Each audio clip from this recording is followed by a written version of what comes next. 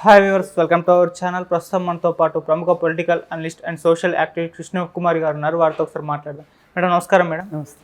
Madam pioneer pole అనే ఒక సంస్థ ఒక సర్వే నిర్వహించింది. సో ఒక్కొక్క నియోజకవర్గంలో ఎవరెవరికి ఎన్నెన్ని స్థానాలు రావచ్చు అని చెప్పేసి దాదాపు అన్నీ కూడా టీడీపీ జనసేన కూటమికే ఉన్నాయి. మరి ఏం చెప్తారు ఈ సర్వే గురించి? జనసేన టీడీపీ కూటమి, ఈ కూటమి గురించి మొదల నుంచి అందరూ ఆశాభావంతోనే ఉన్నారు. అవును. అయితే పవన్ కళ్యాణ్ కూడా ఇచ్చిన మాట ఏంటి అంటే, నేను పదవుల కోసం కాదు, ప్రభుత్వ వ్యతిరేక ఓటు చీలకుండా ఉండటం కోసం నేను నా శాయశక్తిలో నేను కృషి చేస్తాను. ఇప్పుడు నేను విడిగా అంటూ పోటీ చేస్తే ప్రభుత్వ వ్యతిరేక ఓటు చీలుతుంది, దానివల్ల వైసీపీ పార్టీ లాభపడుతుంది. అందుకని నేను ఎట్టి పరిస్థితుల్లో వైసీపీని లాభపడనివ్వను. 2019లో చేసిన తప్పు నేను ఇప్పుడు చెయ్యను అని చెప్పి ఆయన మాట ఇవ్వటం జరిగింది.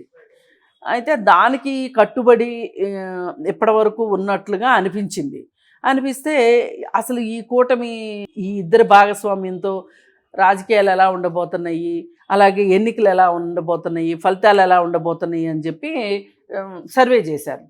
ఈ సర్వే చేసిన నేపథ్యంలో వీళ్ళిద్దరి కూటమికి బాగానే ఉంటుంది అనేది వచ్చింది.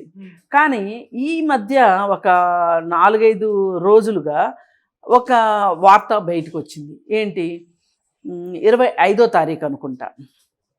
ఏంటంటే జనసేన పార్టీకి గాజు గ్లాసు గుర్తుగా ఇస్తున్నారు అని చెప్పి ప్రకటన చేశారు. అంతకుముందు ఏంటి, అతనికి గుర్తు ఏదొస్తుందో తెలియదు అనే ఉద్దేశంతో ఇద్దరు సైకిల్ గుర్తుతోనే పోటీ చేస్తారు అనే ఉద్దేశంలో ఉన్నారు.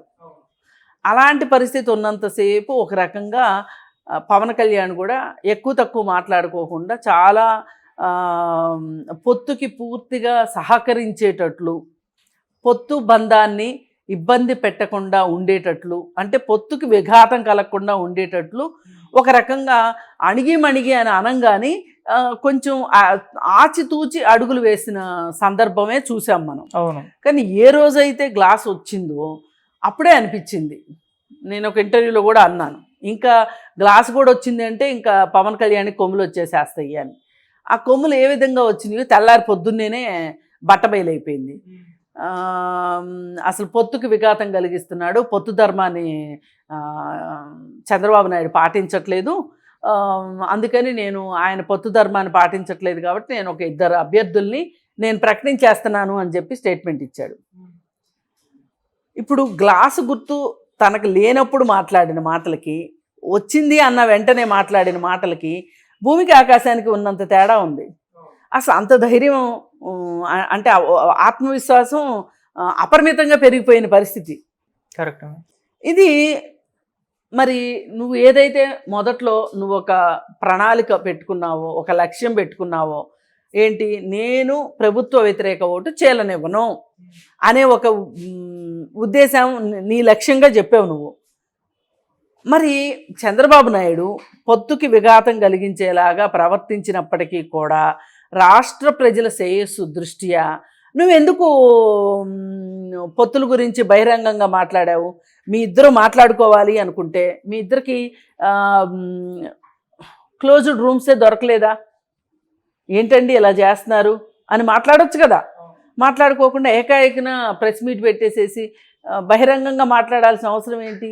ఇప్పుడు ఇలాంటి పరిస్థితుల్లో మనం ఒక లక్ష్యంతో పనిచేస్తూ ఉన్నప్పుడు ఎట్టి పరిస్థితుల్లో శత్రువుకి మనము ఏ విధమైన ఆయుధాన్ని అందించకూడదు. శత్రువు చేతిలో ఉన్న ఆయుధాలని మనం తీసుకోవాలి తప్పితే మన చేతిలో ఉన్న ఆయుధాన్ని తీసుకెళ్ళి శత్రువుకి ఇవ్వకూడదు. అంటే ఇట్లా చేస్తున్నాము అంటేనే మనం ఒక రకంగా మన లక్ష్యానికి దూరంగా వెళ్ళిపోతున్నట్లు లెక్క. లక్ష్యం మీదే మీరు మీ ఫోకస్ అంతా పెట్టి చేస్తుంటే గనక ఈ మాటలు మాట్లాడరు. కొంచెం ఆచితూచి మాట్లాడాలి. ఇది ఎలక్షన్. ఇది ఎట్లాంటిదంటే చావో రేవో, చస్తామో బతుకుతామో అనేంత పరిస్థితి ఉంది ఆంధ్రప్రదేశ్లో. పైగా ఇవాళ ఆంధ్రప్రదేశ్ ఉన్న పరిస్థితి బహుశా దేశం మొత్తం మీద ఏ రాష్ట్రంలోనూ ఇలాంటి విచిత్రమైన పరిస్థితి లేదు.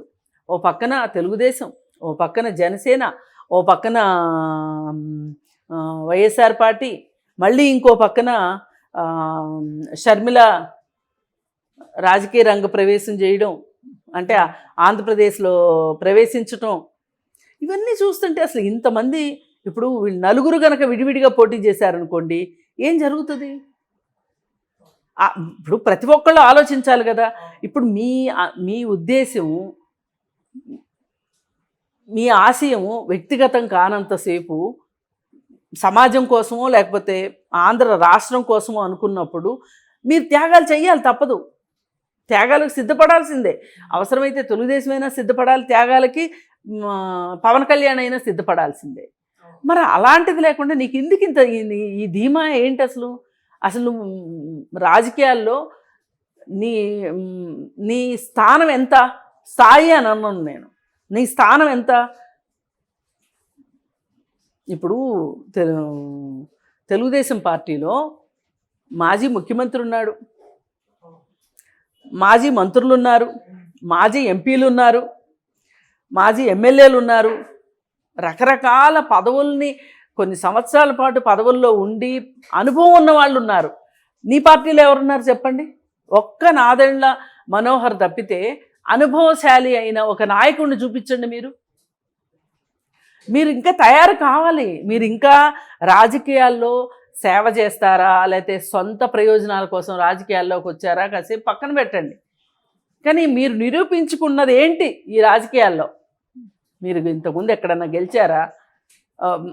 ఒక అధికారిక పదవిలో మీరు ఉన్నారా? ఉంటే కదా మీకు ఆ పని పాటలు ఎట్లుంటాయి, ఆ పని విధానం ఎట్లా ఉంటుంది, మంచి ఏంటి చెడు ఏంటి, మన ఎదురుగా ఉన్న వాళ్ళ దగ్గర నుంచి వచ్చే సవాళ్ళు ఏంటి, మనం విసరవలసిన ప్రతి సవాళ్ళు ఏంటి, ఇవన్నీ ఉండాలి. అంటే మీకు అనుభవం కావాలి, పరిణితి కావాలి. ఇక్కడ అనుభవం లేదు, పరిణితి లేదు, మెచ్యూరిటీ లెవెల్స్ లేవు. ఎవరికి తోచింది వాళ్ళు మాట్లాడుతున్నారు. మరి ఈ పరిస్థితుల్లో ఈ జనసేన పార్టీ ఇలా ఉంటే తెలుగుదేశం పార్టీ అసలు వీటన్నిటిని మించి ఈ ఇద్దరు పొత్తులోకి బీజేపీ కూడా దూరాలని చాలా ప్రయత్నం చేస్తుంది. అంటే అది ఎంతటి ప్రయత్నం చేస్తుంది అంటే చచ్చేంత ప్రేమ చంపేంత ప్రేమ అన్నంత లెవెల్లో బీజేపీ చేస్తుంది. అంటే ఈ పొత్తులోకి రావాలని. మరి ఈ ముగ్గురు కలిసి పోటీ చేస్తే ప్రజల నాడి ఎలా ఉంటుందో ఇది చూడాల, ఈ సర్వే చూడాల. ఇప్పుడు లేదు చంద్రబాబు నాయుడు వామపక్షాలు కలిసి పోటీ చేస్తే ఎలా ఉంటుంది అనేది ఎక్కడా లేదు. ఇక్కడ కేవలం వీళ్ళు తీసుకుంది ఏంటంటే రెండు రకాలుగా తీసుకున్నారు వీళ్ళు పాయింట్స్. ఒకటి జగన్మోహన్ రెడ్డి, ఒకటి టీడీపీ జనసేన. అట్లా కాకుండా వీళ్ళిద్దరితో పాటు బీజేపీ చేరితే ఎలా ఉంటుంది, అసలు ఆ ఇద్దరిని వదిలేసేసి తెలుగుదేశం వామపక్షాలతో పెట్టుకుంటే ఎలా ఉంటుంది, అసలు ఇప్పుడు కొత్తగా వచ్చిన షర్మిల ఎఫెక్ట్ ఎంతవరకు ఉంటుంది, ఇవన్నీ మాట్లాడలేదు కదా. ఇది ఒక రకంగా ఏంటంటే అసంపూర్తిగా ఉన్న సర్వే కింద చూడొచ్చు మనం. ఏది ఏమైనప్పటికీ జగన్మోహన్ రెడ్డికి మట్టుకు అంత కేక్ వాక్ అయితే కాదు. పోయినసారి వచ్చినట్టు 151 సీట్లు వచ్చే పరిస్థితి అయితే లేదు.